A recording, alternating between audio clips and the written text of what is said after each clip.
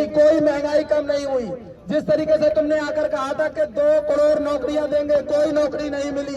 सन 2016 में नोटबंदी करने से पहले तुमने जो ऐलान किया था कि हर आदमी के खाते में 15-15 लाख रुपए आएंगे, इस जुमलेबाज सरकार के 15-15 लाख रुपए किसी के खाते में आए भाइयों? किसी के खाते में आए भाइयों? किसी को नौकरियां मिली? किसी को नौकरियां मिली? ये जो सरकार है, काला धन वापस आया क्या? काला धन वापस आया क्या? इस सरकार ने हमारे 40 से ज्यादा पुलवामा कांड में जवान शहीद कराकर अपने सत्ता की रोटियां सेकी। इस सरकार ने जिस तरीके से आकर काले कानून को आगे बढ़ाया, इस सरकार ने आकर जिस तरीके से दलितों पर, पिछड़ों पर, मुसलमानों पर अत्याचार किए, आज देश का मुसलमान ही नहीं, सारी दबी पिछड़ी कौम, सारे लीडर, सारे के सारे लोग जो इंसानियत में और भारत में विश्वास रखते हैं, संविधान में विश्वास रखते हैं, हम सब इस तरीके से मैं आप लोगों को जागरूक कर रहा हूं, क्योंकि देश के अंदर बड़ा ही मामला खराब होने की बात चल रही है। देश के अंदर जिस तरीके से जो बातें हो रही हैं, ये लोग बहुत ही ज्यादा साजिश चल रहे हैं। इस साजिश के खिलाफ मैं आप लोगों से गुजारिश करता हूं कि हम सब लोग एक होकर एक जवाब दें और एक ही नारा लगाएं, हिंदुस्तान हिंदुस्तान हिंदुस्तान। आप लोगों का बहुत बहुत शुक्रिया कि इतनी गर्मी में कड़ी मेहनत के साथ आप लोग खड़े हैं। मैं आप लोगों का दिल से शुक्रिया अदा करता हूं, हर जत्थेबंदियों का, और जिस तरीके से हर मस्जिद से निकलकर तो इमाम लोग और नमाजी लोग निकल कर आए हैं, सभी लोगों का मैं दिल से इस्तकबाल करता हूं। बराए करम मेहरबानी होगी आपकी, इसी तरीके से पुरजोर विरोध करते रहें और इस काले कानून को खंडन कराने की फुल कोशिश करें।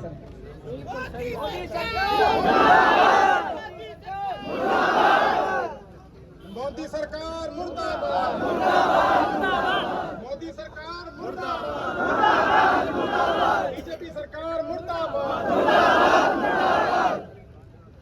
मैं एक छोटी सी बात, एक छोटा सा पॉइंट, ये सरकार में बैठे हुए लोग वो किसी स्टेट के चुने हुए विधायक हैं और फिर सरकार ने उनको मंत्री बनाया है, वो देश में आकर के यानी कि जुल्म बढ़ गया कि उस जुल्म को न देखते हुए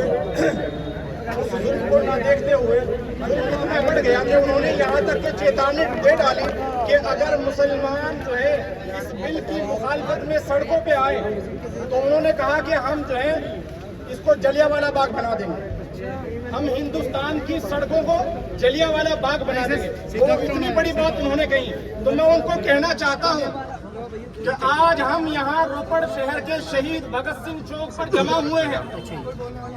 वही भगत सिंह कि जिसने मुल्क की आजादी के लिए अपने आप को कुर्बान कर दिया, मुल्क की आजादी के लिए अपने आप को शहीद कर दिया और आने वाली नस्लों के लिए शहादत का रास्ता खोल दिया और बता दिया कि लोगों, जो भी मुल्क की तरफ या मुल्क के तनज़्ज़ुल की तरफ, मुल्क को बर्बाद करने के लिए अगर कोई आवाज उठेगी तो तुम्हें जुल्म के खिलाफ आवाज उठाते हुए अपनी शहादत देनी है, अपनी कुर्बानियां देनी है। तो मैं उन साहब को कहना चाहता हूं, उस विधायक को और उस मंत्री को कहना चाहता हूं कि तुम जलियांवाला बाग बनाने के लिए तैयार हो, तुम जनरल टायर बनने के लिए तैयार हो और हम अपनी शहादतों को देने के लिए तैयार हैं, क्योंकि हम मुल्क की बेहतरी के लिए यहाँ इकट्ठा हुए हैं। आज तक जो काम कर रहे हैं मुल्क की बेहतरी के लिए काम कर रहे हैं। अरे पागलों, हम तो नमाजें पढ़ते हैं, उन नमाजों के अंदर जो दुआएं करते हैं उस दुआओं में जो है सबसे पहला हमारे उस दुआओं के अंदर सबसे पहला पॉइंट जो है मुल्क की बेहतरी के लिए होता है कि अल्लाह हमारे मुल्क को दिन दोगुनी रात चौगुनी तरक्की अता फरमा। तो ये कहां से हमारे दिलों को चीर के देखेंगे? हमारे दिलों के अंदर मुल्क की मोहब्बत क्या है? हम तो मुल्क की मोहब्बत करने वाले लोग हैं, हम मुल्क को तोड़ने वाले लोग नहीं हैं। हमारे बड़ों ने इस मुल्क को आजाद कराने के लिए कुर्बानियां दी हैं। हम अपने उन बड़ों की राह पे चलते हुए अपनी शहादतों को देने के लिए तैयार है। और अगर सरकार चाहती है हमारे बड़ों की तरफ से कॉल है कि अगर ये दिन आया, ये ऐसा वक्त आया कि हमें जेलों के अंदर जाना पड़ा, तो हम जेलों के अंदर जाने के लिए भी तैयार हैं। क्या आप लोग तैयार हैं? के अंदर जाने के लिए तैयार हैं? अपनी शहादतों को देने के लिए तैयार हैं?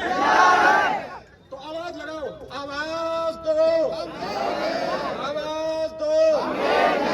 बीजेपी सरकार मुर्दाबाद।